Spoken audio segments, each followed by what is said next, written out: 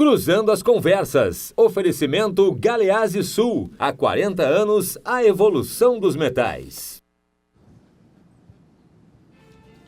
Boa noite, eu sou Guilherme Macalossi, está começando aqui na RDC TV mais uma edição do Cruzando as Conversas, programa de debates, de entrevistas, de análise, todas as noites a partir das 22h30. Você que está em casa pode nos acompanhar pelos canais 24 e 524 da NET e também pelas redes sociais, no live stream do Facebook e também do YouTube. É só procurar @RDC TV Digital ou RDC TV. Procure RDC TV e é certo, você vai nos encontrar no Instagram, no Twitter, no Facebook, em todas as redes. A sua interatividade é fundamental, mande a sua mensagem. No live stream do Facebook, no chat, você pode mandar o seu comentário, ele vai passar aqui na tela. Se você mandar a mensagem pelo WhatsApp, nós vamos recebê-la no nosso tablet e dentro das possibilidades, vamos lê-la aqui durante o programa. Às vezes nós recebemos muitos comentários, não dá para ler todos, mas sempre agradecemos e enfatizamos a sua participação. No programa de hoje nós vamos debater sobre um tema quente, tanto em nível federal quanto em nível estadual. A nova era das privatizações. As privatizações que durante a década de 90 se transformaram em assunto proibido, porque foram demonizadas. Tornou-se palavrão, tornou-se ofensa. Os candidatos acusavam-se mutuamente. Você vai privatizar? Não, quem privatizou foi você. E enquanto isso, os serviços públicos iam caindo de parâmetro, oferecendo cada vez menos à população. E de repente, com o crescimento de um movimento liberal que surgiu a partir de think tanks, os candidatos despertaram para uma nova realidade. Ao mesmo tempo, as contas públicas foram degringolando. A dívida pública federal subiu, a dívida pública estadual também. Relatório recente divulgado pelo Tesouro mostra que as contas do Estado do Rio Grande do Sul estão com um déficit de 73 bilhões de reais. E esse dinheiro todo saiu das despesas que o Estado tem para consigo mesmo.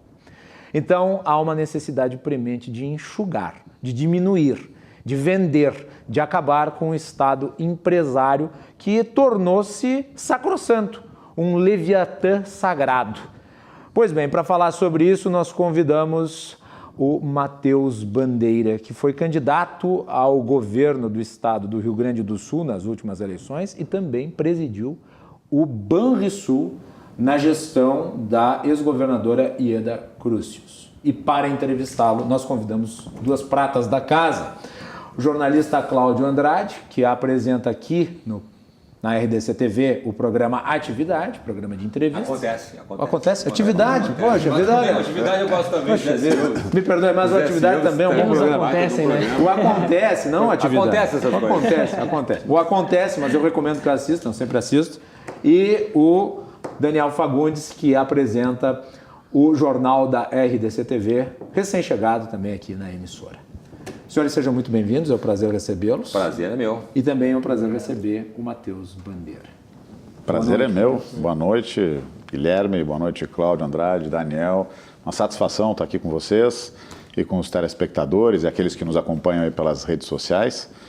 Voltando aí, o ano passado estive aqui por 2 vezes na RDC TV. Foi uma grande satisfação também participar do debate aqui, de entrevistas que vocês promoveram.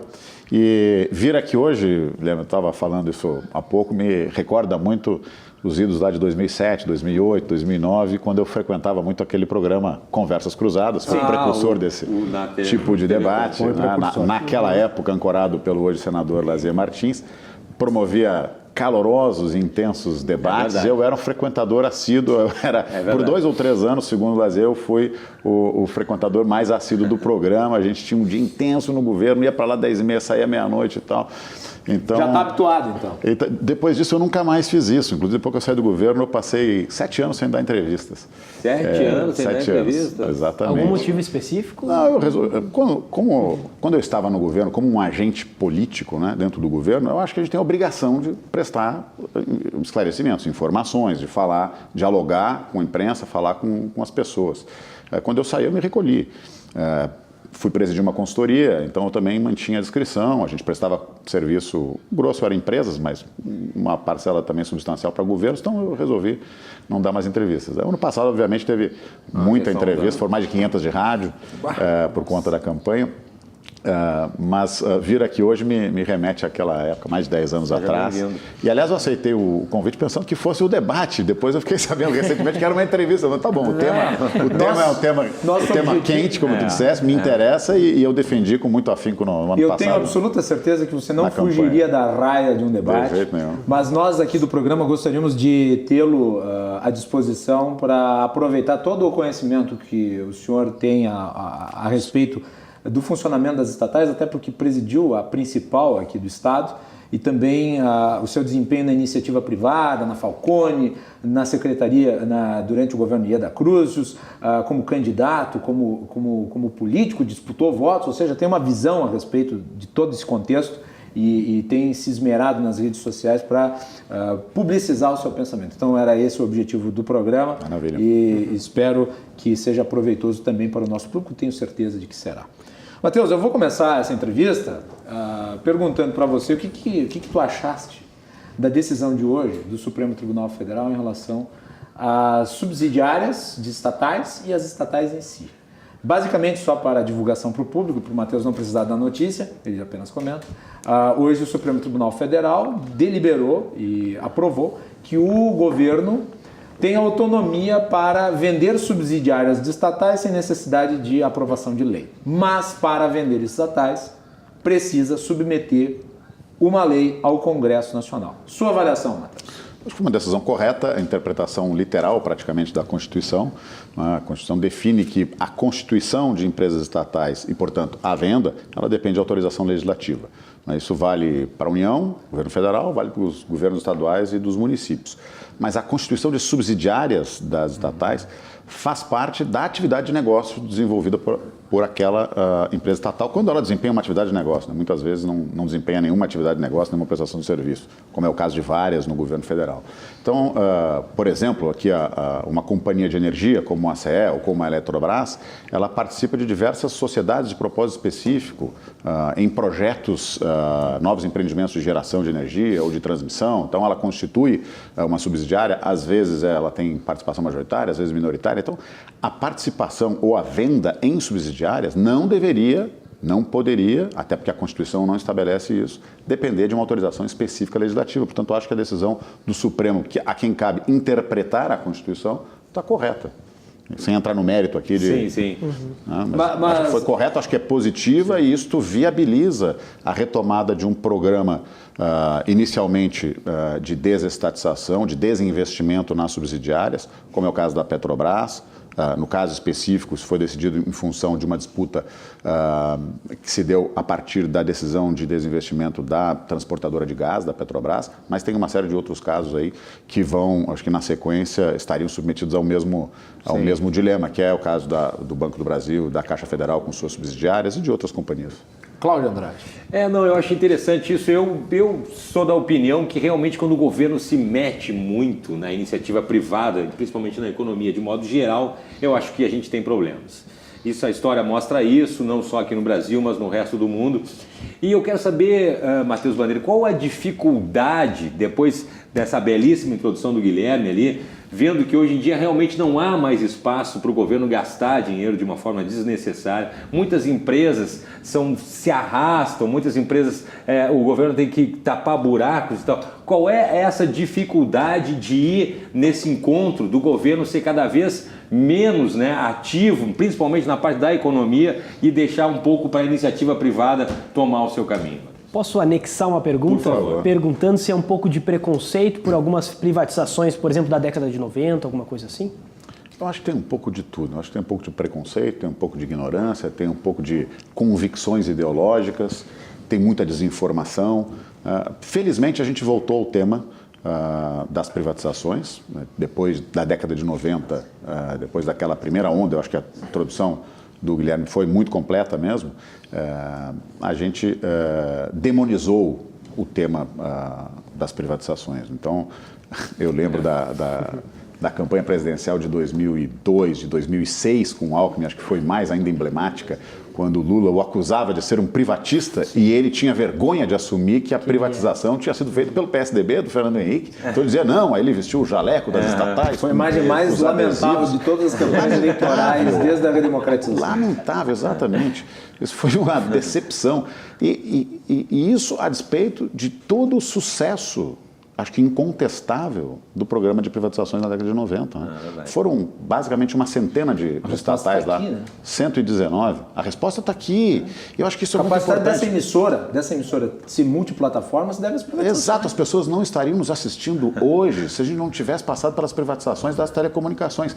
Aqueles mais jovens, inclusive, que nos assistem pelas mídias sociais, eles não lembram ou não sabem que em 1997, quando foi aprovada a Lei Geral de Telecomunicações e iniciou-se o programa de desestatização, aliás, o governo do Rio Grande do Sul, naquela época, com Antônio Brito, foi pioneiro, ele se antecipou, até porque também as pessoas não devem saber disso, mas o sistema era um sistema nacional, o sistema Telebrás, com as empresas regionais, e o Rio Grande do Sul tinha a única companhia, entre todos os estados do Distrito Federal, que não era parte do sistema Telebrás, que era a antiga Companhia Rio Grandense de Telecomunicações. Ele iniciou o processo de privatização aqui, tanto na CRT quanto na Companhia Estadual de Energia Elétrica. Foi uma grande briga, uma disputa enorme na Assembleia Legislativa. E depois lá foi feito o programa. Naquela época, existiam 22 milhões de linhas telefônicas no país. O sujeito entrava na fila. Eu ganhei de presente de formatura. Antecipado, que era o programa de investimento. Eu ganhei presente de formatura quando eu entrei na faculdade, mais exatamente, $1.000, e a gente declarava na declaração de bens do imposto de renda. Tem um telefone fixo. Imposto de renda, pessoa física. Ficava anos na fila e depois recebia no programa de expansão. Meu filho, quando for morar sozinho depois de formato, vai ter uma linha telefônica. Exatamente. No ano seguinte, as privatizações já eram 43 milhões, depois 50, depois 70, 80. Em 10 anos de privatizações eram 238 milhões, depois foi 280, passou dos 300 milhões entre linhas fixas e celulares. E aquilo que antes era um monopólio natural, porque o sistema era baseado no modelo de sistema de telefonia fixa comutada, redes de par de cobre enterrado, é a história do monopólio natural, porque não dava para ter duas redes prestando os mesmos serviços, então tinha que ter uma só, então por isso era um monopólio natural e prestado pelo Estado, um serviço esquizofrênico. Né? E hoje, quer dizer, todo o avanço da telecomunicação se deu a partir disso. E isto é uma das demonstrações incontestáveis do sucesso do programa, apesar de qualquer defeito que a gente possa levantar, de qualquer aperfeiçoamento. É que é muito fácil ser engenheiro de obra pronta também. Olhar para trás, mas devia ter feito tal coisa. Acho que o governo pecou sim. E, na verdade, o governo brasileiro, naquela época, copiou o modelo de privatização dos americanos, do então chamado Telecommunications Act, que era de 1986, e que também desmembrou lá a Companhia Telefônica Nacional nas Baby Bells, criou o modelo de Mirror Companies, aqui a gente também tinha as empresas espelho, né, foi vendida, privatizada o ativo existente e autorizado a entrada de um novo entrante competidor, que era a empresa espelho. Então, em cada região tinha a sua empresa espelho, mas não funcionou muito bem. A única empresa espelho que conseguiu avançar, se desenvolver e gerar competição foi a GVT, que era a empresa espelho exatamente da Brasil Telecom na região sul, não só CRT, e ela cresceu tanto que superou o incumbente e depois foi comprada pela Vivo, enfim, levou inclusive a equipe toda de gestão da GVT para a Vivo por algum tempo. Né? Aliás, a privatização das teles, ela possibilitou uma coisa que é muito difícil de ser obtida através da iniciativa do governo, que é a popularização de tecnologia. Popularização de tecnologia. Os pobres hoje têm acesso à internet e telefones. Todo mundo, né? O pobre que não tem nada tem um telefone. Né? E aí, mais do que isso, naquela época o investimento era da ordem de 2 bilhões e meio de reais por ano. Alguns anos depois, ele já tinha quintuplicado, passou para 16 bilhões, 20 bilhões, mais investimento era mais emprego. Só no ano seguinte foram 10 mil postos de trabalho novos, mais emprego, mais renda, né? Dinamizou a economia. Qualidade de serviço. As empresas passaram a gerar novos produtos e serviços para os quais tinha muita demanda, com isso geraram resultado e passaram a pagar impostos para o governo. Quer dizer, ao invés de retirar da sociedade no plano de expansão e limitar a capacidade de oferecer produtos, o governo liberou isso, as pessoas se beneficiaram com o serviço e o governo também obteve mais receita. Tem problemas na privatização? No segmento? Claro que tem pouca competição. por interferência do governo. Isso, por barreiras que ainda existem do ponto de vista regulatório que impedem a entrada de... Estados Unidos são 40 e tantos. Né? Exatamente. Mais do que isso também, né? Fala-se ainda que o Brasil ainda tem um serviço de telecomunicações muito caro. É verdade. Mas 50%, grosso modo, do preço do serviço de telecomunicações é imposto. Pois é. 30% ou mais do que isso é ICMS dos estados. Que não volta. Então é por isso que continua caro. Daí não importa se é público ou privado. Tem, na realidade, um contexto aí onde você insere excesso de burocracia que impede competição. Você tem um oligopólio privado, fruto disso, você tem excesso de impostos que elevam o preço da tarifa. Uma série de assimetrias na economia. Claro que você não vai ter o melhor serviço possível. Né? A gente falou de telecomunicações, mas a gente podia falar da Embraer, que se tornou um gigante, vendendo jatos executivos de excelência no mundo, sendo um dos principais competidores mundiais. A gente podia falar da Vale, que também virou um gigante. A Vale em pouco tempo ela dobrou a produção de minério de ferro, de aço, quintuplicou o lucro e com isso também passou a gerar mais divisas porque exportações e tributos para a União. Tem uma série de exemplos, acho que mostram que o programa foi muito bem sucedido. Por que se tornou um pecado falar de privatizações? Tu mencionaste o Brito, é bom lembrar que depois do governo Brito, a demonização começou no governo Olívio Dutra, e foi no governo Olívio Dutra que se entronizou esse dispositivo absolutamente dinossáurico de submeter privatizações ao processo prescrito. No período seguinte, eu não lembro de quem foi, eu pensava que tinha sido do Bernardo de Souza, meu conterrâneo, mas me disseram que não, que foi do PDT. Acho que foi do Vieira da Cunha. Vieira da Cunha. Começa ali, mas não só aqui em nível regional, mas também em nível nacional. Eu ia falar, ele se espalhou nacionalmente. Aí é minha opinião, não é fato, mas eu assim, da minha leitura, de ter acompanhado esse período todo, eu acho que a esquerda, os partidos de esquerda, centro-esquerda, de uma forma geral, criaram uma narrativa falaciosa, mentirosa a respeito das privatizações que não teriam sido benéficas para a população, que teria havido falcatrua, que teria beneficiado gente se enriquecendo, determinados investidores privados. Teve aquele grampo famoso do então presidente do BNDES, Mendonça de Barros, né, tentando fazer o tal do consórcio com os italianos. Tudo isso acho que ajudou a criar uma aura de suspeita sobre as privatizações. E o fato dos tucanos nunca a defenderem. Eles nunca defenderam, e mesmo aqueles que acreditam nas privatizações também nunca defenderam ou não souberam comunicar ou não se preocuparam em comunicar para a sociedade de uma forma geral, para mostrar os benefícios para a sociedade como um todo das privatizações. Desde benefícios evidentes, como esse das telecomunicações, a outros que são mais intangíveis. Né? Então, acho que faltou um pouco disso, a gente perdeu a narrativa, ela se tornou dominante. Né? E mesmo hoje, quando a gente fala de privatizações, a gente está voltando ao tema agora, né? Mesmo quando a gente não fala dos fundamentos, do problema. Tu citaste aqui, tu também falaste aqui do Estado empresário. Né? Na verdade, a gente fala, o Estado está quebrado, o país está numa situação fiscal dramática e privatizar é bom, vai ter mais caixa para o governo, ou vamos aqui viabilizar o regime de recuperação fiscal. Mas, na essência, a razão pela qual a gente deve defender as privatizações não é essa. Né? É claro que isso ajuda e agora talvez tenha se tornado imperioso, inexorável a privatização, pelo menos para o Rio Grande do Sul, por conta do regime de recuperação fiscal. Mas, no caso da União, a questão não é só reduzir o tamanho da dívida. A questão é, para que serve mesmo o Estado? Né? Onde é melhor aplicar os recursos que a gente tira da sociedade? É uma questão utilitária. Naquilo que é a sua função básica, né, a prestação de serviços essenciais para quem mais precisa, ou com uma empresa de correios para entregar carta, ou canalizando gás, ou com mineração, ou com serviços financeiros, aliás, uma atividade econômica para a qual tem uma série de competidores privados, operadores privados. Por que a gente tem que ter um banco mesmo?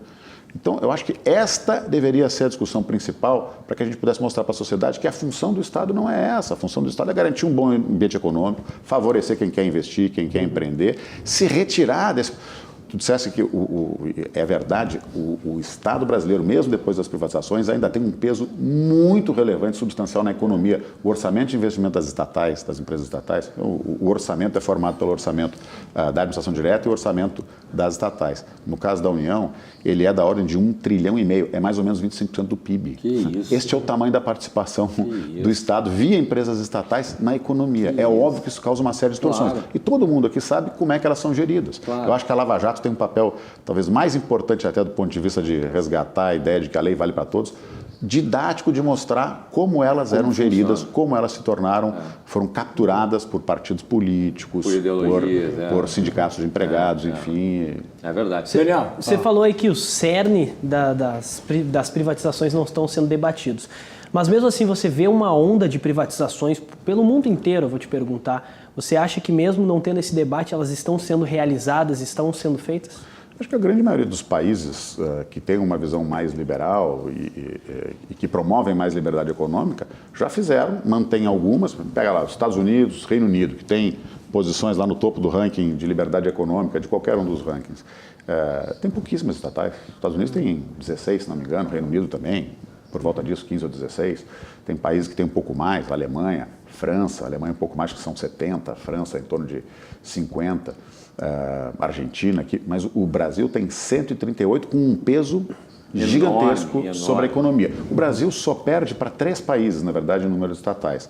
Perde para a Hungria, que tem, se não me engano, 370 estatais, perde para a Índia, com 270 estatais, e obviamente perde para a China, mas a China eu acho que é hor concurso, né? Um caso à parte, são mais de 50 mil empresas, lá tudo é estatal, né? Sim. Então, E a gente tem um exemplo, por exemplo, aqui da Petrobras, que tem um marketing fantástico, né? Uma empresa fundada lá no século passado, que presta um trabalho, sem dúvida nenhuma, extremamente interessante, mas que ao mesmo tempo presta um serviço, como o caso, por exemplo, bem prático da gasolina, que é um produto caro comparado ao resto do mundo para um país que tem uma empresa que produz e que é autossustentável na geração na prospecção de petróleo. E aí eu pergunto, onde é que está o problema? O Paulo Francis chamava a Petrobras de Petrossauro. Petrossauro. E foi o primeiro a denunciar. Isso é importante ressaltar para o telespectador. Paulo Francis, do Manhattan Connection, uma vez fez uma denúncia envolvendo os dirigentes da Petrobras e ele disse que o contribuinte brasileiro sustentava a Petrobras e os seus dirigentes a pão de ló. É isso. E daí, muitos anos depois, o que aconteceu na época? O presidente na época, acho que o Renault processou o Paulo Francis na corte de Nova York. Ganhou. Pediu 100 milhões de dólares de indenização. E o Paulo Francis, claro, já enfrentava sérios problemas de saúde, mas acabou empacotando. Morreu. E eu acho até hoje... Ele ficou muito chateado. Eu acho até hoje que a Lava Jato devia se chamar Operação Paulo Francis. Bem lembrado. Acho que ele fazia uma defesa assim, vigorosa. Já naquela época. Porque essa história de que o petróleo é nosso, é estratégico aqui, né? A gente vê o nosso governante falar, não, esta aqui é estratégica, essas outras não. Isso é que contamina o debate sobre privatizações, sobre a importância de empresas estatais. Né? Vamos lá, Estados Unidos. Tem muito mais reserva de petróleo que o Brasil, produz muito mais do que o Brasil e é mais barato a gasolina. Tem empresa estatal? É verdade, tem empresa estatal. É óbvio que, vamos lá, a Petrobras tem quadros de excelência, ela teve programas importantes lá no passado na decisão de prospectar petróleo em águas profundas. Tudo isso é válido. Agora, o que justifica o Estado ser controlador de uma empresa que produz, extrai petróleo do fundo do mar, refina, distribui? Faz tudo. Por que a gente tem que ter... O monopólio já foi flexibilizado, né? Lá também no governo Fernando Henrique. Já teve a flexibilização do monopólio. Mas assim, o tamanho da empresa e a forma como ela é, de certa forma, integrada, ela impede a competição. Qualquer tipo de competição. Ela opera em caráter monopolista, em especial no refino. Ninguém brinca com isso aqui no Brasil. Exatamente. E eu acho que a Lava Jato escancarou por que tem tanto interesse em torno da companhia. Eu nunca vou esquecer daquele ex-presidente da Câmara, o ex-representante do baixo clero. Eduardo Cunha? Não. Aquele baixinho lá. Severino Cavalcante. Que ele foi flagrado, né? O mestre Yoda do Agreste. Eu quero aquela diretoria que fura poço. Porque qual é o interesse dos políticos que se apropriaram, que capturaram as companhias? É indicar os seus apaniguados, ganhar favorecimentos em contratos, ou destinar favorecimentos em contratos para as companhias lá que depois dão um kickback para eles. Os servidores, por sua vez, os empregados de empresas estatais via sindicatos, que são muito fortes, sempre defendem os seus interesses, eles têm remuneração muito acima de mercado, não é só na Petrobras, isso é em todas as empresas estatais. O Brasil tem, a União Federal tem 18 tem mais do que 18, mas são 18 empresas estatais dependentes, ou seja, que não produzem receita, dependem dos recursos do Tesouro, que juntas somam mais de 70 mil empregados, que tem remuneração média de 12,8 mil reais, dados de 2017. Então, mais de 13 mil reais com certeza, remuneração média. Isto absorve cerca de 13, 14 bilhões de reais dos 20 bilhões de reais que foram destinados no ano passado para cobrir o rombo dessas 18 estatais. 20 bilhões, nós somos 200 milhões de habitantes, é como se cada um tivesse tirado do bolso 100 reais para cobrir esse rombo. Faz sentido isso? Estou falando de estatais, vou dar alguns exemplos aqui, EBC. O presidente Bolsonaro tinha prometido acabar com a EBC, chegou ao poder e parece que está mudando de ideia, né? Demorou, não acabou ainda com a EBC, né? Parece que deslumbraram-se um pouco com a influência que uma estatal pode ter. Né? EPL. Lembra da EPL? Empresa de Planejamento Logístico. Eu conheço bem a EPL porque quando presidente da consultoria de gestão, nós fomos chamados para ajudar na estruturação dos processos, da estrutura organizacional da companhia quando eles estavam em formação, que era uma empresa criada para gerir o trem-bala. Não tem trem-bala e a companhia está lá, porra. Tá lá. E ela vai continuar lá. Só aqui nesse país que tem isso, né? E aí tem mais uma série de outras companhias. Eu fico com vergonha. Onde é que tu trabalha? Eu trabalho numa empresa para gerir o trem-bala. Que trem-bala? Tem uma empresa que foi criada no final da gestão do Lula, início da gestão da Dilma, para administrar os hospitais universitários. E, B, C, S, E, R, H, uma sopa de letrinha, que é um absurdo. Então, essa é a nossa realidade. Agora, Matheus, eu sempre parto do seguinte pressuposto. Quando um partido, uma coligação chega ao poder, é óbvio que eles vão entrar dentro do Estado e vão ocupar certos cargos e certas estruturas para dar uma filosofia de governo que seja baseada nos princípios partidários. Então, digamos, um partido mais liberal, como o Novo, entra no governo, ele vai adotar políticas tanto na área da saúde quanto na área da educação e em outros setores que estejam em consonância com aquilo que está nas suas diretrizes, com aquilo que está na sua linha programática. E o mesmo pode ser dito em relação a partidos de esquerda. Eles vão entrar na educação, vão entrar na saúde, vão entrar em outros setores e vão aplicar as suas teses. Agora, quando se trata de estatal, eu pergunto o seguinte: qual ideologia está por trás do cargo da diretoria de serviços, por exemplo, da Petrobras? Eu simplesmente não consigo compreender que tipo de ideologia pode se estabelecer ali na gestão de uma empresa. A ideologia revelada pela Operação Lava Jato. Só essa justifica, ou explica, não justifica, explica. Por que do interesse dos partidos políticos em manter os seus espaços de poder nas companhias estatais? Eu acho que isso para mim é muito claro. Dá um exemplo de uma empresa estatal no Brasil que possa ser considerada eficiente. Eu me lembro de vários debates. Eu me lembro de escutar uma vez a Dilma Rousseff, ainda não presidente da República, secretária de Minas e Energia, que costumava dizer: no Brasil existem as empresas privadas, as estatais e a Petrobras. Petrobras, estatal igual, empresa de economia mista. Não, agora, depois da Lava Jato, eu entendi. Assim, a Petrobras, talvez pelo tamanho e pela oportunidade que ela dava para os partidos políticos que faziam uso dela para atender seus interesses próprios. A única ideologia que pode explicar o partido político defender uma empresa que não presta um serviço básico, essencial à população, é a ideologia do seu interesse próprio, do financiamento da sua atividade política, né, da ocupação de cargos, do loteamento de cargos. É só isso que pode explicar. Isso é uma coisa que eu ia te perguntar, porque pela primeira vez desde 2013, a Petrobras teve um faturamento positivo de 25 bilhões de reais agora em 2018. Como traduzir isso bem nessa linha de raciocínio que você estava falando? Ela serve justamente para alimentar esses 25 bilhões vai alimentar esses postos políticos? Como é que tu pode traduzir para a população? Uma empresa faturou isso, mas precisa privatizar. Nesse caso não é faturamento, é lucro. É lucro, desculpa. Lucro líquido. Parte do lucro vai ser distribuído na forma de dividendos, que é a remuneração do acionista, do seu capital que está lá. Acionista, não só o governo, mas também o privado. É uma companhia de capital aberto, negociada em bolsa, aqui, em ADRs lá fora, enfim. Tem uma série de acionistas privados. Aliás, o governo tem o controle da companhia, controle acionário, mais de 50% das ações com direito a voto, mas no capital total ele tem pouco mais de um terço, ou em torno de um terço. Então, tem muito mais acionistas privados. Ela, nos últimos anos, gerou prejuízos que foram decorrentes de todo esse processo de desestruturação, de corrupção generalizada na companhia do próprio processo da Lava Jato que ela enfrentou, que isso desarticulou toda a companhia. Agora, a própria gestão da Petrobras não foi pior, mais danosa do que a corrupção que estava entronizada Esse dentro? ponto é Porque fundamental.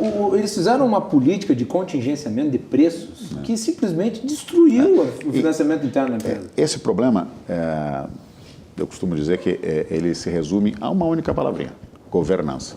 Né?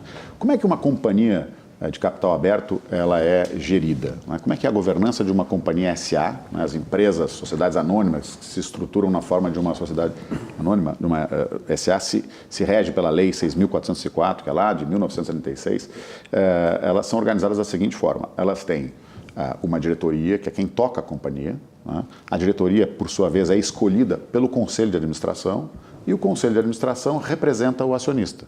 Então, os conselheiros de administração são nomeados pelos acionistas, na proporção da sua participação no capital. Né? Os controladores vão lá, nomeiam indicam seus representantes, os minoritários indicam seus representantes, e esses, por sua vez, nomeiam a diretoria, contratam com a diretoria um programa de metas, né? E cobram, fiscalizam a gestão. E o acionista, onde é que ele expressa a sua vontade, não só na indicação dos conselheiros, mas na Assembleia Geral de Acionistas. Então, existe a Assembleia Geral Ordinária, uma vez por ano, Assembleias Gerais Extraordinárias, convocadas lá pelo acionista controlador ou por quem tem um mínimo de participação no capital. É assim que funciona. Então, existe um alinhamento natural por conta da representação do dono da companhia lá no Conselho, que elege e fiscaliza a gestão dos diretores. Na companhia estatal, como é que funciona? É tudo ao contrário. Na companhia estatal, quem é o acionista? Vamos lá, o caso da União. Quem é o acionista de uma Petrobras ou da Eletrobras? É a União Federal. Não é o governo. O governo é o seu representante temporário, mandatado pelo povo nas eleições. Por 4 anos ele representa o acionista controlador. Aí ele vai lá indicar os seus conselheiros, que deveriam representar o acionista, a União, não o governo. Primeiro que ele, antes de fazer isso e escolher o seu conselho de administração, ele escolhe a diretoria. Depois a diretoria que indica os seus conselheiros. O conselho de administração, em tese, é o chefe da diretoria, do presidente. Aqui funciona tudo ao contrário. Ninguém sabe quem são os conselheiros. E aí, o que acontece? Até pouco tempo atrás, até 2016, quem é que ia para o conselho das estatais importantes? Os ministros ou membros dos partidos políticos que estavam no governo. Vamos lá, quem é que esteve à frente do Conselho de Administração da Petrobras nos primeiros anos do governo Lula? Dilma Rousseff. Ela era ministra de Minas e Energia, presidente do Conselho de Administração. Tu achas que ela devia... Quando ela vira presidente da República, mesmo na Casa Civil, ela se manteve à frente do Conselho. Quando ela vira presidente da República, quem é que vai para o Conselho? Ministro Mantega, Guido Mantega. O ministro, pela natureza do seu cargo, ele é um agente político auxiliar do presidente da República. Quando ele vai para lá, tu acha que ele representa a União ou ele representa o presidente da República? Tu acha que a decisão do Conselho de barrar o reajuste de preço da gasolina, a prática de preços de mercado, ela tinha alguma lógica, alguma racionalidade? Ou é porque o ministro que estava lá, e os demais ministros, estavam preocupados com o efeito disso na inflação e o efeito nas eleições que vinham pela frente? Quanto isso destruiu de valor da companhia? Muito mais, tu disseste muito bem, muito mais do que a corrupção. Então, a interferência, a má gestão, a corrupção da governança das companhias, ela é muito mais danosa para o patrimônio da sociedade, para a companhia, para toda a sociedade, do que a própria corrupção. É verdade. É que muita gente, eu não estou minimizando aqui não, é que o problema da corrupção. É que a corrupção deve ter tirado 10, 15, 20 bilhões, e a má gestão, por interferência desse conselho que representava o governo, o interesse do governo, deve ter tirado 80 bilhões, ou próximo disso. Em valor de mercado, tirou muito mais de 100 bilhões. Aí eu lhe pergunto pode acabar com uma empresa. Aí veio a lei 13.303. Foi uma iniciativa que eu conheço razoavelmente bem, porque participei das discussões na formulação, participei das audiências públicas para defender o projeto de lei, quando tramitava no Congresso, nas duas casas, numa comissão mista. Aliás, dos 9 participantes, em 3 audiências públicas, eu fui o único que defendeu a lei, porque faz todo sentido que a gente tenha regras adicionais para as companhias estatais, além das regras básicas da 6404. Algumas das regras que estão lá, que servem à preocupação, que é importante para a empresa estatal. Por exemplo, o impedimento de indicação de ministros e secretários de Estado para compor os conselhos de administração dessas companhias, em nível federal e nível estadual. Lógico. É uma coisa óbvia. Óbvio. Né? A exigência, né, de conhecimento prévio, complementariedade de conhecimento, para formar um conselho que realmente seja preocupado com os interesses, seja diligente e tenha dever fiduciário com o acionista controlador e não com o governo. Aí eu lhe pergunto, já que tu mencionaste Dilma Rousseff, o Conselho de Administração da Petrobras, ela foi a presidente do Conselho durante a compra da usina de Pasadena nos Estados Unidos, que é conhecida lá como a Ruivinha, pelo seu estado depauperado, com as engrenagens todas enferrujadas. Pagou-se um preço exorbitante, vendeu-se por preço de banana, como os petistas, aliás, costumavam falar na década de 90 quando se referiam às privatizações. Realizou-se um prejuízo gigantesco. A Dilma Rousseff autorizou a compra e depois ela deu a desculpa. Disse que tinha recebido um memorando incompleto. Disse que tinha recebido um memorando incompleto. Não sabia. Aí eu pergunto para você, ela deveria ser responsabilizada por esse prejuízo?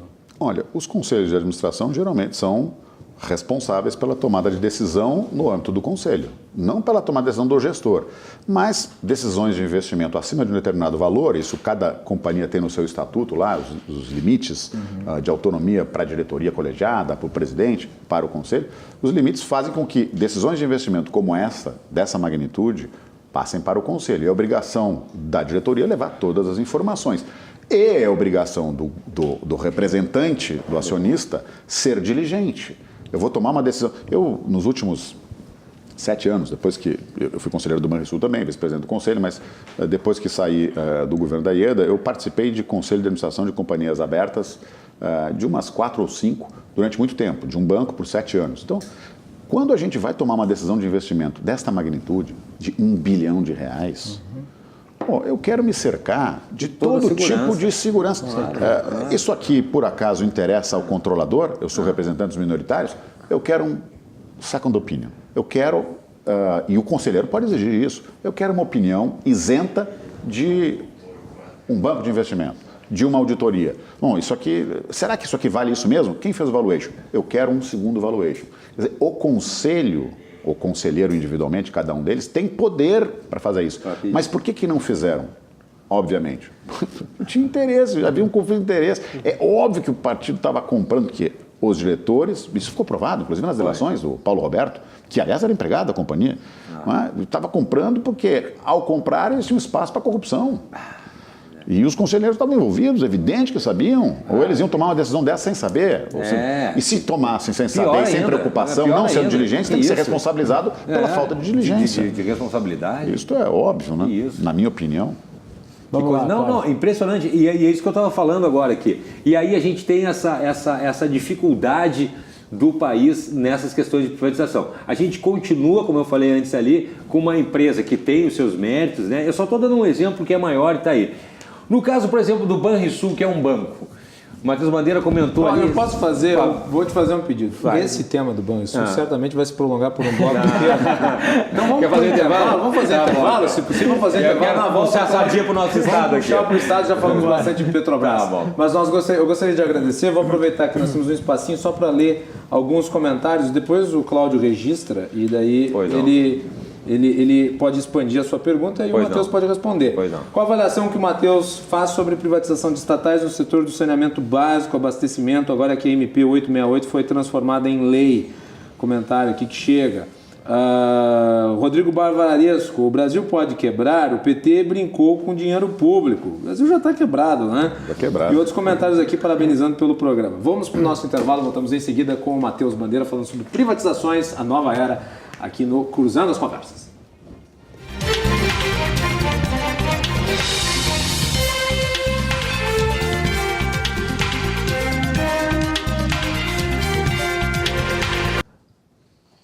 De volta com o Cruzando as Conversas aqui na RDC TV, o apoio do Galeazzi Sul, há 40 anos, a evolução dos metais. Muito bem. E estamos aqui com o consultor de empresas, ex-presidente da consultoria de gestão Falcone, ex-presidente do Banrisul e ex-candidato a governador do estado do Rio Grande do Sul pelo Partido Novo, já não é mais filiado, mas foi candidato pelo Partido Novo, Matheus Bandeira, e os nossos entrevistadores, o jornalista Cláudio Andrade, do Acontece, agora 8h15 toda quinta-feira.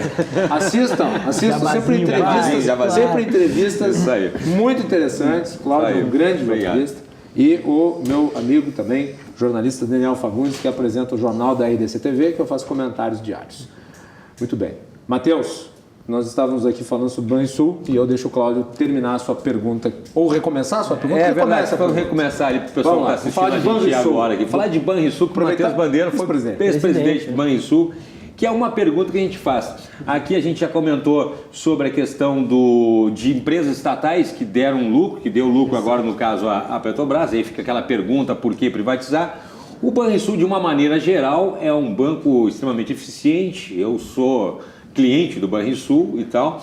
No meu parco entendimento, eu vejo que um banco estatal, ele serve, um dos objetivos é justamente fomentar, né, a quem não tem acesso a um crédito mais fácil, um crédito mais baixo para quem não tem condições de entrar de bancos da iniciativa privada. Desde que a gente não volte aquele problema do governo ficar também botando dinheiro em cima disso.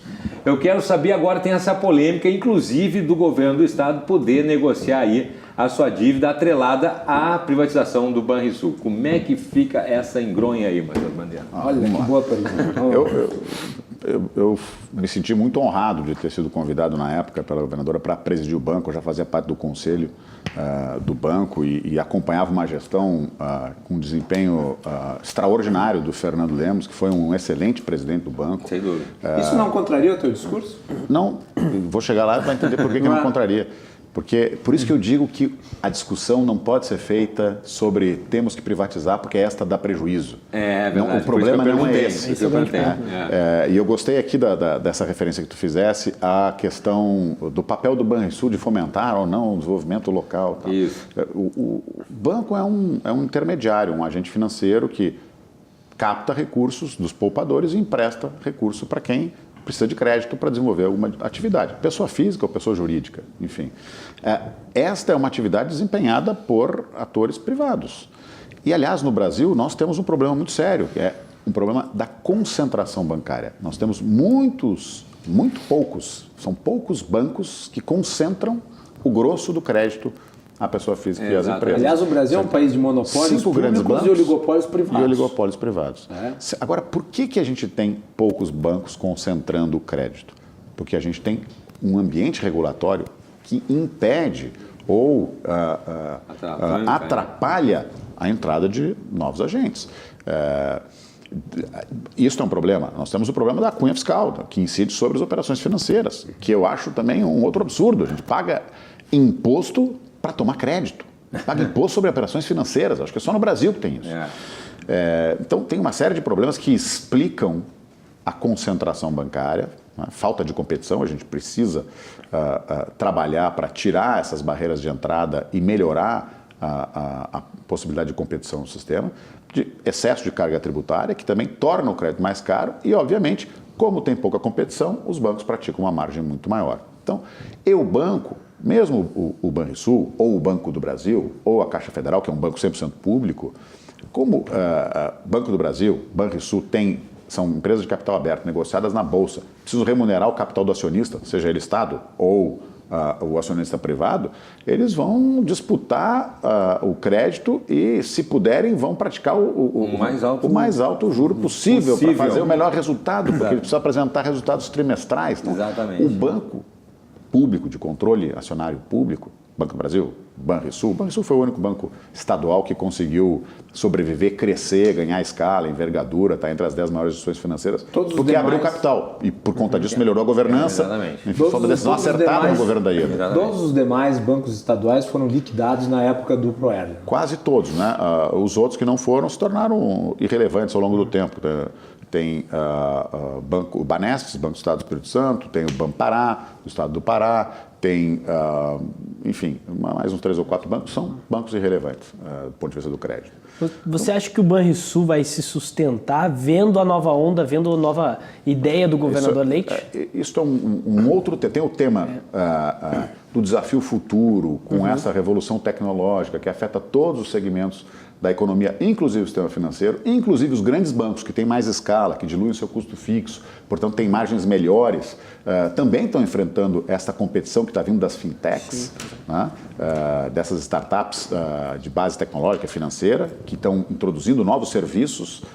Eu tenho absoluta certeza que daqui a 10 anos o sistema financeiro vai ser completamente diferente, distinto do que é hoje, não sei como vai ser, mas vai ser diferente. Sim. Já hoje a gente não vai... Quem vai a banco aqui? Né? Desde 2008, que foi lançado o iPhone e outros smartphones lá para cá, a gente tem todas as atividades bancárias aqui, na ponta da mão, no telefone. A gente faz uma transferência bancária, uma TED, paga a conta, né, com leitura de código de barras, vê o saldo. Ninguém mais vai a uma agência bancária. Elas serão irrelevantes e vão desaparecer, assim como as livrarias desapareceram com a Amazon. É só uma questão de tempo, é só uma questão do tempo necessário para a expansão da infraestrutura de telecomunicações. E os serviços também vão mudar. A forma como se presta serviços. Tudo isso graças à tecnologia e tudo que ela está proporcionando hoje. Esta é uma competição que até os grandes bancos vão enfrentar e os menores terão mais dificuldade porque terão menos escala. E os bancos de controle público, pela sua natureza, porque tem que respeitar regras de direito público interno, lei de licitações, concurso público, tem menos velocidade ainda e, na minha opinião, não vão conseguir acompanhar o passo dessas transformações. Isto é um outro problema. Isto, na minha opinião, me faz pensar que, olhando à frente, o banco tende a perder valor de mercado. Sim.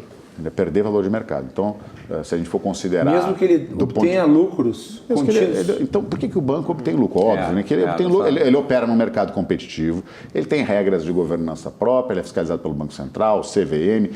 Desde a decisão do governo do Estado de mantê-lo como banco público estatal, lá na época, no período da renegociação da dívida com os estados, gestão lá do Pedro Malan, frente do Ministério da Fazenda, que tentou pressionar todos os estados para federalizarem ou privatizarem os seus bancos.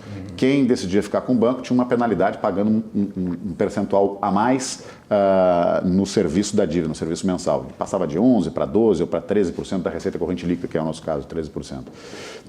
O banco, o Estado do Rio Grande do Sul decidiu manter o banco sob seu controle acionário, foi obrigado a contrair um pedaço maior da dívida naquela época na renegociação para poder fazer a limpeza dos créditos podres que o banco carregava na sua carteira, fazer o write-off daqueles créditos não performados. E isso nos custou, na época, se não me engano, foi 500 milhões de reais numa dívida que foi tomada da ordem de menos de 10 bilhões. Então estamos falando aí de 5% da dívida, hoje... falaste aqui por volta de 70 e poucos bilhões de reais, estamos falando em algo... Divulgado essa semana.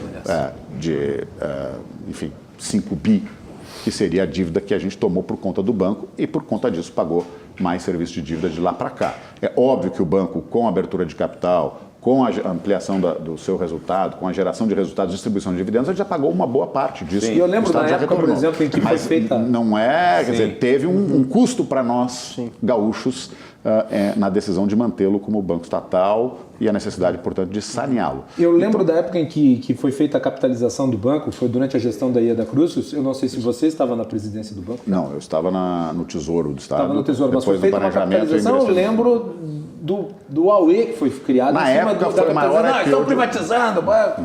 Não, bobagem, porque aquilo foi, na época, o maior IPO de banco da América Latina, foi uma emissão primária, novas ações para capitalizar o banco, e uma emissão secundária que foi a venda de ações que o Estado detinha no controle, e com isso ele conseguiu colocar no caixa lá, que era para financiar um programa de transição da proposta de reforma da Previdência do regime próprio para um regime de Previdência complementar, 1 bilhão e 200 milhões de reais em valores da época, e que depois, como o governo não conseguiu aprovar, aquilo foi transformado em outros investimentos. Rodrigo Bavaresco, nosso telespectador, mandou mensagem aqui no WhatsApp, mandou mensagem no Facebook, e ele está dizendo que tu ainda não respondeu se deve ou não se privatizar o banco. Então eu vou responder. Eu fiz uma volta para tentar dar o contexto de por que o banco dá lucro e por que mesmo o banco dando lucro eu defendo a sua privatização. O Rodrigo, eu não tenho problema nenhum dizer isso, porque eu passei a campanha inteira dizendo que a gente deveria privatizar, sim, o Banrisul. E isso, obviamente, me custou todos os votos que eu teria pelo apreço dos funcionários que gostaram da minha gestão. Claro que não, claro que não. Isso é uma contradição. Eu vou dizer o seguinte, um dos nossos maiores problemas, dos nossos dramas no Brasil, e aqui no Rio Grande do Sul não é diferente, é a falta não é nem a segurança pública, a falta de segurança pública. Um Estado que não consegue prestar um bom serviço de segurança pública para proteger a nossa vida, a nossa propriedade, por que ele tem que ter um banco mesmo? Fomentar a economia local O que o Banrisul faz de diferente do Sicredi? É verdade. quê? É uma cooperativa. Ou da Caixa Federal. Ou dos bancos privados. Brasil, qual o problema dessa privados, atividade? O problema, o Banrisul mantido como um banco público não resolve o problema da concentração bancária. Não. Então, assim, a minha pergunta é, antes de por que ele dá lucro, independente dele dar lucro. E já que ele dá lucro, ótimo que ele dá lucro, porque privatizá-lo seria antecipar a projeção, a expectativa de resultado futuro, trazendo a valor presente e utilizar esses recursos de uma outra forma que possa trazer mais benefícios para essa e para as próximas gerações. Sim. Por exemplo, a redução da dívida já seria Dá para se dizer que ele está no momento adequado para privatizá-lo, porque ele está sendo lucrativo. Nós tínhamos a Caixa Econômica Estadual, não tivemos a Caixa Econômica Estadual também? Isso. E alguém sente falta? Alguém sente falta dela? Eu sinto falta da coragem. Pois é, então assim... Gostava daquelas impressões estatais. E aí, claro que sempre foi difícil, esse tema sempre foi também... quase um sacrilégio falar de privatizar o banco, era o Banco dos Gaúchos, que não sei o que mais. Mas ainda é. E na campanha, eu sempre disse o seguinte, olha, primeiro, aí é opinião, um insight. Se realmente os gaúchos, majoritariamente, fossem contra, e eu não tenho dúvida que as pessoas têm orgulho de ter o banco, tem uma história, 90 anos, vou me sentir honrado de ter presidido aquela instituição e de ter feito um dos melhores resultados da história do banco no ano de 2010. Okay. Obviamente, muito do que a gente fez, fruto da sequência de atividades que vinham sendo desempenhadas pela gestão do Fernando Lemos.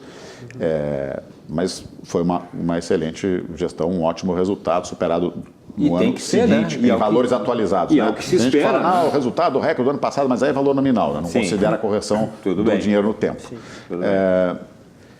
E eu sempre disse o seguinte, se os gaúchos realmente fossem contrários à privatização e fossem grandes defensores do banco, a gente tinha 10 milhões de contas correntes no Banrisul. Todo mundo abria essa conta lá. É verdade. E é óbvio que o somatório das contas correntes dos bancos privados superem muito a quantidade de contas correntes no banco. Esse cálculo não tínhamos. Agora, o banco é líder de mercado em várias linhas de negócio? Porque ele tem na sua mão a folha de pagamento do Estado e de vários municípios.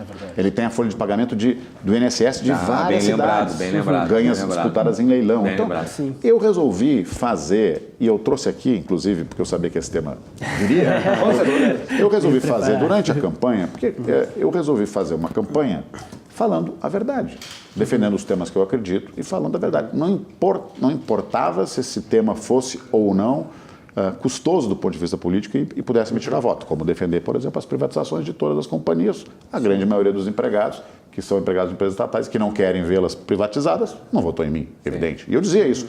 Quem não quer a privatização, não vote em mim. Não tem problema não. Falava do tema da reforma. Espanta eleitores.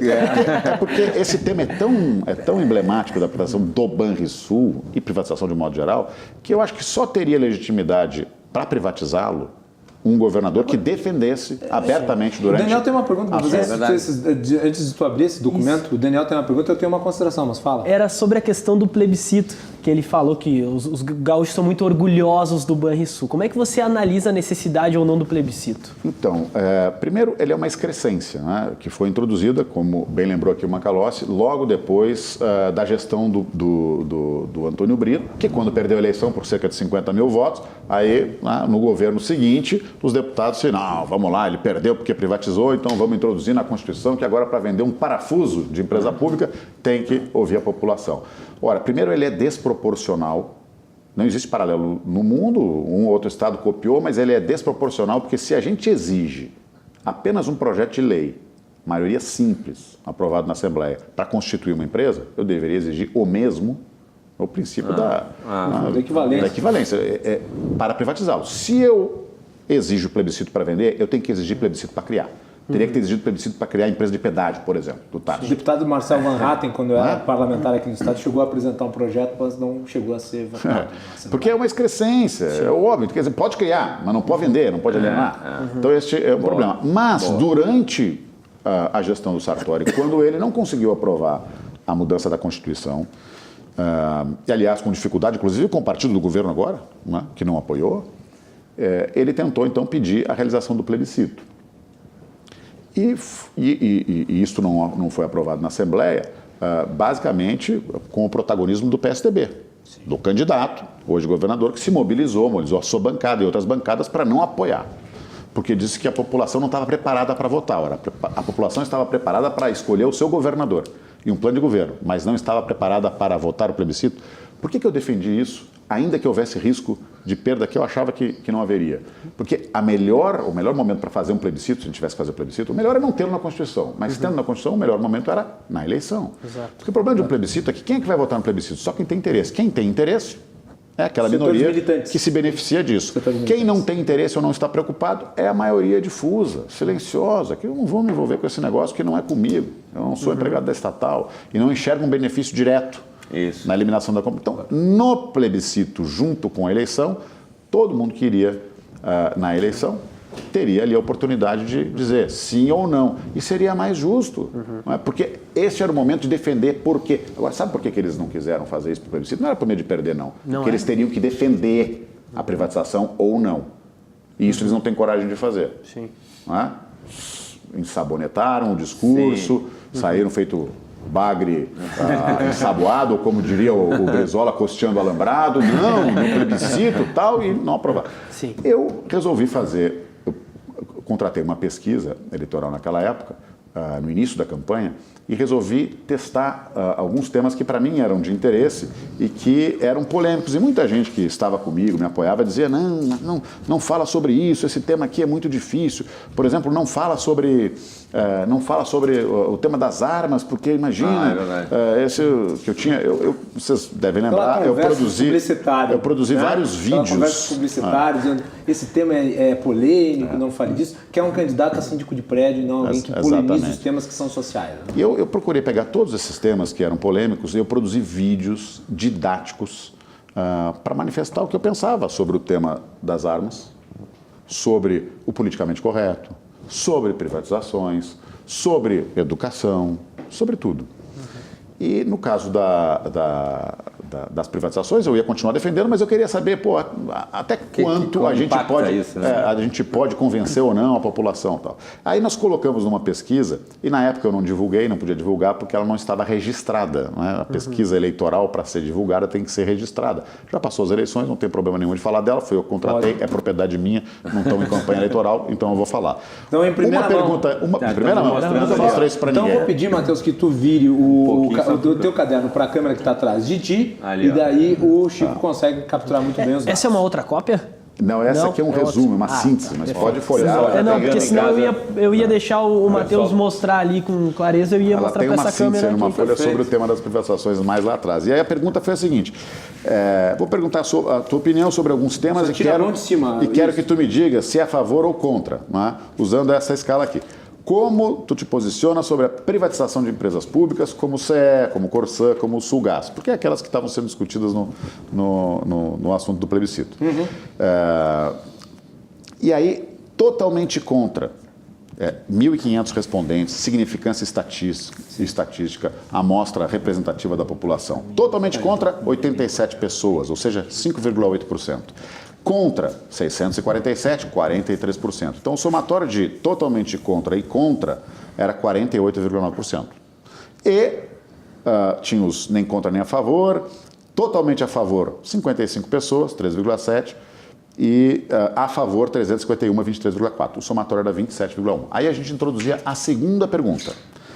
E se tu soubesses que essas empresas dão prejuízo e que o prejuízo é pago com dinheiro dos impostos e que esse dinheiro deixa de ir para a saúde, para a segurança pública, para tapar o rombo das estatais. Ou seja, sabendo disso agora, a tua posição a respeito das privatizações qual é?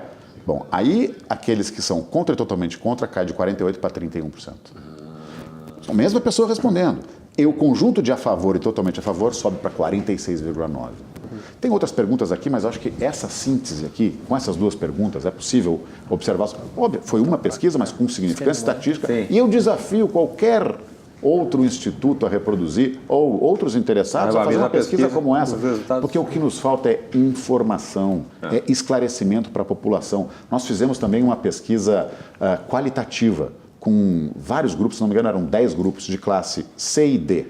Então nós colocávamos na sala várias pessoas, grupos de 10, e fazíamos várias perguntas e tal. E ao final eu pedi para o Instituto de Pesquisa, que é o Amostra, testar alguns dos vídeos, e em 2 grupos eu pedi para testar. Testa o vídeo das armas, testa o vídeo sobre privatizações, que era um vídeo que eu tinha feito muito didático sobre o tema.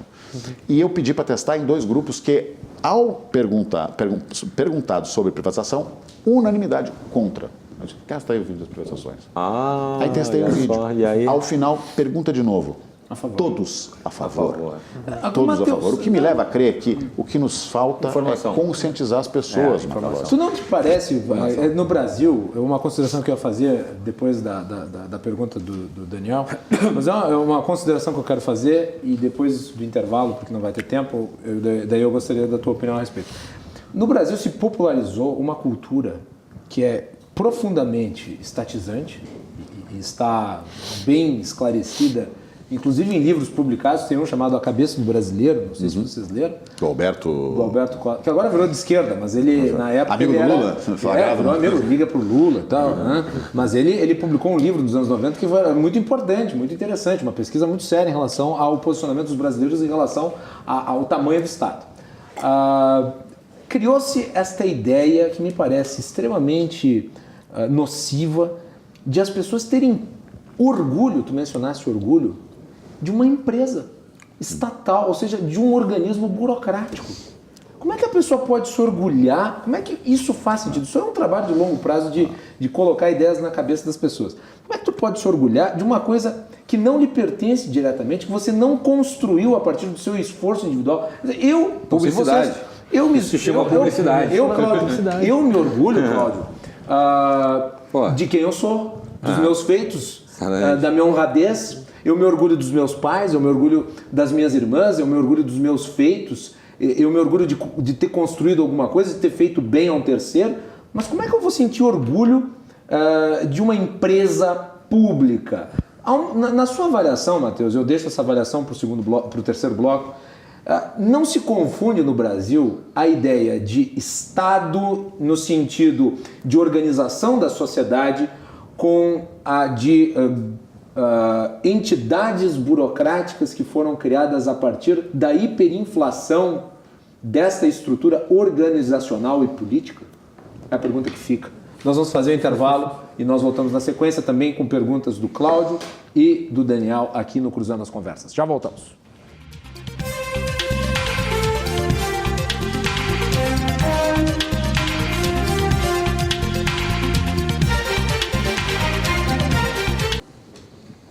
De volta neste Cruzando as Conversas especial, entrevistando o Matheus Bandeira, que foi presidente do Banrisul, ex-candidato ao governo do Estado, e um grande nome da iniciativa privada, um executivo da iniciativa privada aqui no nosso programa. Antes de dar a palavra novamente para o Matheus, eu quero que o Daniel faça a consideração que ele fez em off em relação ao orgulho. Ele largou uma pista aqui, daí depois o Matheus responde. Qual que é a seu insight? Puxando muito pelo que o Cláudio falou, a questão do orgulho de pertencer a uma empresa, orgulho de uma empresa, por exemplo, o orgulho do Banrisul, está muito atrelado à publicidade do banco utilizar a dupla Grenal, por exemplo. Quando tu atrela, tu coloca um cartão de crédito, tu coloca o nome do teu banco na camiseta do teu clube, do teu coração, que tu vai defender até a morte, já é algum indício. Inclusive, no sul do estado, o Brasil de Pelotas também, por algum tempo, foi patrocinado pelo Banrisul e utilizou esse sistema de cartões de publicidade também muito em massa para trazer o público, minha visão, para trazer o público. Parabéns ao criador da campanha. Petrobras também faz isso. Fez no Flamengo. A Caixa Federal patrocinou todos os times, começou com a Série B. Exatamente, todos os times da Série B. Não sei se chegou na Corinthians, Série A, Flamengo. todos da B, isso custou uma Babilônia. Só lembrando que o Cruzando as Conversas tem o apoio da Galeazzi Sul, há 40 anos, a evolução dos metais. Matheus Bandeira, responda aí a pergunta. A questão do orgulho de empresas públicas. Eu acho que tem um pouco disso. Não é? O Rio Grande do Sul é um estado atípico, só tem aqui essas coisas. Né? As empresas daqui e tal. Mas, de novo, eu não acredito que isso seja generalizado. Sim. E nem é linear, homogêneo pelo estado. Né? Eu estava falando para vocês no intervalo aqui sobre o desdobramento dessa pesquisa, o recorte por macro-região. E a resposta às perguntas sobre privatização foram majoritariamente contra, os índices mais altos do contra a privatização na região sul-sudeste, que é a mais pobre do estado, que concentra quase metade da população, 48% da população, e 15, 16% do PIB. Enquanto que a região da produção, noroeste, nordeste, Porto Alegre para cima, ela tem 52% da população e 85, 84% do PIB. Estas macro-regiões votaram com os índices mais elevados aqui a favor das privatizações. Então, esse negócio do orgulho também não deve ser homogêneo. Sim, eu não quero falar aqui sem dados, mas seria interessante pesquisar sobre isso. Me parece que alguém fez no passado recente, se não me engano, o Denis Rosenfield, alguma pesquisa sobre uma série de aspectos, mas também esse do orgulho dos gaúchos, das empresas estatais. Eu lembro de passar os olhos assim rapidamente, né? Mas não quero me arriscar aí sem ter fatos e dados sobre isso. Não, tudo bem. Uma coisa que chama a atenção também, a gente falava ali, Matheus Bandeira, sobre a questão do empréstimo, dos juros subsidiados e tal, mais baixo, e sobre essa questão da concentração dos bancos, a concentração financeira dos bancos, dos correntistas também. Os bancos no Brasil, é público e notório, e é sabido que tem os maiores, se não os grandes lucros mundiais. Inclusive, os mesmos bancos que atuam, por exemplo, na Espanha, bancos que atuam na Inglaterra, que têm aqui as suas subsidiárias aqui tem lucros fantásticos, mais do que seus locais de origem. E isso são recordes em cima de recordes a cada ano, né?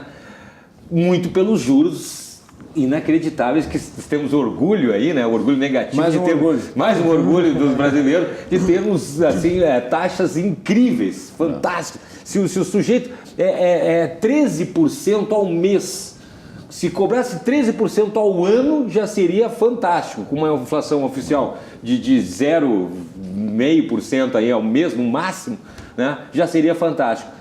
Não deveria se regular um pouquinho isso? Ou aí eu vou me contradizer dizendo que a iniciativa pública não deve se meter na iniciativa privada? Não, eu acho que é o contrário, Cláudio. Deveria se desregulamentar e permitir mais competição. Porque, assim, tem várias explicações que eles tentam. Os bancos são o único setor que, mesmo durante a crise, nós enfrentamos a maior recessão da história do Brasil. A partir do pico antes da recessão, no primeiro trimestre de 2014. A partir do segundo, teve um declínio e a contração entre o segundo trimestre de 2014 e o final de 2016 foi de 8,7% na economia. Isso acontece em tempos de guerra só. É verdade. Então, mas os bancos ganharam dinheiro. Os bancos passaram batido, por exemplo. O setor privado se endividou, o nível de investimento caiu, porque boa parte do investimento é financiado justamente porque os juros são muito altos, com recursos próprios das companhias. Os indivíduos, as pessoas físicas se endividaram. Ele tem um grande cliente que é o Estado. E tem um grande cliente que é o Estado, exatamente. Então, quando não querem emprestar, quando eles diminuem a liquidez porque tem risco de crédito, eles ganham a tesouraria com títulos públicos, rolando a dívida pública, que é gigantesca, né? Então, assim, tem uma série de explicações que se dá. Não, é porque tem o crédito direcionado, parte do crédito é direcionado pelo próprio governo para habitação, para o saneamento rural, com subsídio, com equalização de taxa de juro, porque tem a cunha fiscal, mas o fundo, no fundo, é porque tem uma concentração absurda e tem muito pouca competição, né? Só no Brasil que tu encontra bancos que dão retorno. Um dos principais indicadores para medir performance de banco, desempenho, é o retorno sobre o patrimônio, ou no inglês o ROE, o Return on Equity. E é só no Brasil que tu encontra bancos sistematicamente entregando o resultado de 20% sobre o patrimônio. Quer dizer, a cada ano ele entrega 20% do capital que está empregado lá, ele devolve na forma de lucro. É só no Brasil que tem isso. Mas isto é ausência de competição. Daí a tua pergunta, não deveríamos regular? Não, deveríamos desregulamentar. Deveríamos favorecer a competição. Principal, talvez com regras mais flexíveis para o ingresso de startups, de fintechs, que possam oferecer competição de verdade com estes bancos. E abertura Porque o que a gente tem é um oligopólio e abertura de mercado.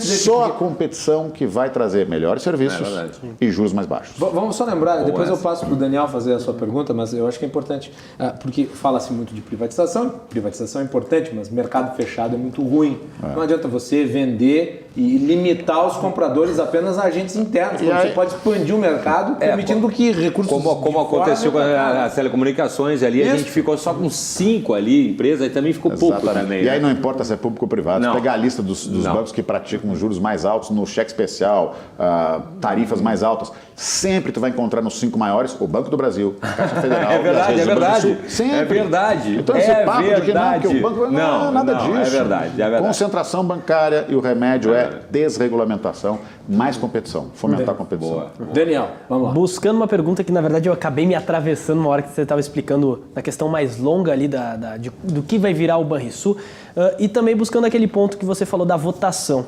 A maioria, o sul do estado elegeu o governador Eduardo Leite, e esse sul do estado não quer as privatizações, como você citou. O plebiscito foi feito, ele vai caminhar agora os projetos para a privatização dessas 3 primeiras empresas, e dá sinais de que pode também privatizar o Banrisul. Como é que você avalia esse posicionamento e essas ações dele em relação ao seu eleitor e também ao todo o Estado? Bom, agora é suposição, né? Não tem Sim, bola sim. de cristal, mas minha impressão sobre tudo isso. Eu já tinha falado que... Mas ele fez bem em eu- acabar com a necessidade de plebiscito. Só que Independente só do que ele- discurso de campanha. Só que ele fez isso só para as 3. Claro. Então, vamos lá. Sim. Regime de recuperação fiscal, que é algo inevitável. Falei disso durante toda a campanha também. Não tem... O Sartori vai propor, tal. Ele falava, não, eu vou com condicionalidade. Condicionalidade nada. Vai propor com as mesmas regras que estão lá, porque é lei federal. E a lei não vai mudar por causa do Rio Grande do Sul. Volta lá na campanha e vem, não vou aceitar isso ou aquilo. Vai aceitar sim. Vai aceitar. O que eu acho difícil de acontecer é que o governo federal, a Secretaria do Tesouro Nacional, aceite contratar o regime de recuperação fiscal nos termos propostos, fixados pela Lei Complementar 159, sem a entrega do Banrisul. Por quê? Porque o conjunto dessas 3 empresas, ele é absolutamente irrelevante. Sim, Do ponto de vista da garantia necessária para a suspensão do pagamento da dívida por 3 anos. São periféricas. Não é? São empresas periféricas. Possivelmente com extensão de mais 3 anos. Elas são, vamos lá, a CE no conjunto vale alguma coisa, mas talvez o valor da CE geradora transmissora possa se equivaler ao valor negativo da CE distribuidora, porque ela tem patrimônio líquido negativo, ela produziu prejuízos ao longo do tempo, tem um patrimônio, se não me engano, um PL negativo de 2,4 bilhões de reais, tem uma dívida de 1,8 bi só de CMS. Né? Então, imagina o seguinte, vender por R$1, a pessoa, o investidor está assumindo esta empresa por 2,5 bi, não é? De patrimônio líquido negativo, ou o conjunto das dívidas. Né? Acho muito difícil que o conjunto destas 3 empresas produza, isso sem falar que, vamos lá, já foi dito aí que vai levar 500 dias para... Isso eu acho inconcebível. 500 dias para fazer a modelagem da venda da companhia. Sim. Vamos lá. Isso, 1 ano e tanto. Não tem o menor sentido. 1 ano e meio, 500 dias. Não tem o menor sentido. E eu duvido que a companhia sobreviva até lá. E que o Estado sobreviva até lá.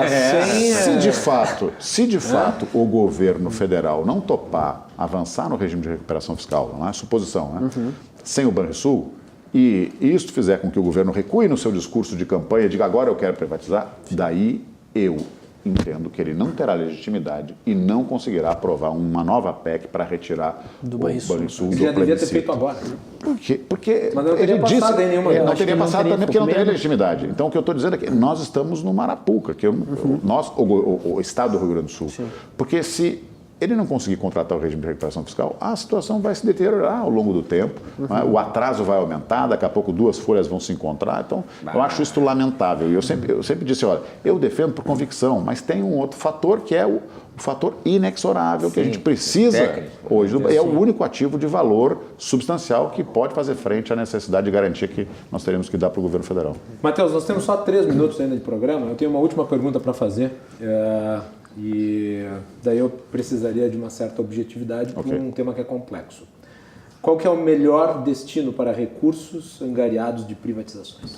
Bom, primeiro que a lei já, desde o programa de reforma do Estado, modernização do Estado, lá atrás, a própria LRF e também a Lei Complementar 159, de uma maneira ou de outra, um pouco diferente, mas elas dizem o seguinte, recursos angariados com privatização, com venda de ativos, receita de capital, só pode ser utilizada para despesa de capital, ou seja, não pode ser utilizada para cobrir despesa corrente, gastos de custeio, pessoal, exceto previdência. Então, na minha opinião, quando a gente se desfaz de um ativo como esse, que foi construído com décadas de recursos retirados da sociedade, de impostos, né? Formou um patrimônio, então, de várias gerações. A gente deveria destinar os recursos auferidos com a venda desses ativos de forma a beneficiar não só essa geração, mas as próximas. Portanto, com investimentos ou redução de dívida. Ambos, um investimento ou redução de dívida, vão beneficiar não só essa geração, a geração futura também, porque menos dívida é menos juros para a gente pagar, menos serviço da dívida, mais capacidade de investimento lá na frente. Muito bem. Matheus, muito obrigado pela participação aqui no programa. Te deixo com a última palavra. Eu que agradeço vocês o convite. Para mim foi uma grande satisfação voltar para este horário aqui de debate. Espero participar em outras ocasiões aí de debates acalorados sobre temas que são polêmicos, porque a gente precisa avançar na discussão e ajudar a esclarecer a sociedade. Esse é um tema importante. Eu espero que a gente convença, e eu tenho absoluta certeza por conta dessa experiência aqui com a pesquisa, de que a gente, com informação, a gente consegue conscientizar as pessoas de que, independente da ideologia, que as privatizações, sim, fazem bem a toda a sociedade, principalmente aqueles que mais dependem do Estado. Seja para reduzir o tamanho do Estado, seja para melhorar o ambiente econômico, seja para angariar recursos e diminuir a dívida do Estado ou aumentar os investimentos. Chegou uma pergunta aqui, não vai dar tempo de responder, mas o nosso telespectador pergunta sobre privatizações em Porto Alegre. Fica para uma próxima oportunidade que o Matheus vier aqui no programa. Obrigado novamente, Matheus. E eu gostaria de agradecer os meus dois colegas aqui da nossa equipe da RDC TV, o Cláudio Andrade. Cláudio, obrigado. Obrigado a vocês. Parabéns pelo teu programa. Obrigado a vocês. Obrigado a vocês. 8h15, quinta-feira, ao vivo. Muito bem, tá aí também o Daniel, que está todos os dias ancorando o jornal da RDC TV. Muito obrigado pelo convite, foi uma honra participar aqui. Logo na estreia, na semana de estreia, já tenho essa honra aqui. Obrigado, Macalossi. Muito bem, os dois vão voltar em outras entrevistas aqui no nosso programa. E o Matheus em futuros debates, tá bem? Obrigado a todos que nos acompanharam. Voltamos amanhã para falar sobre os resultados impressionantes do último Atlas da Violência. 65 mil mortos assassinados em 2017. É isso aí. Até amanhã.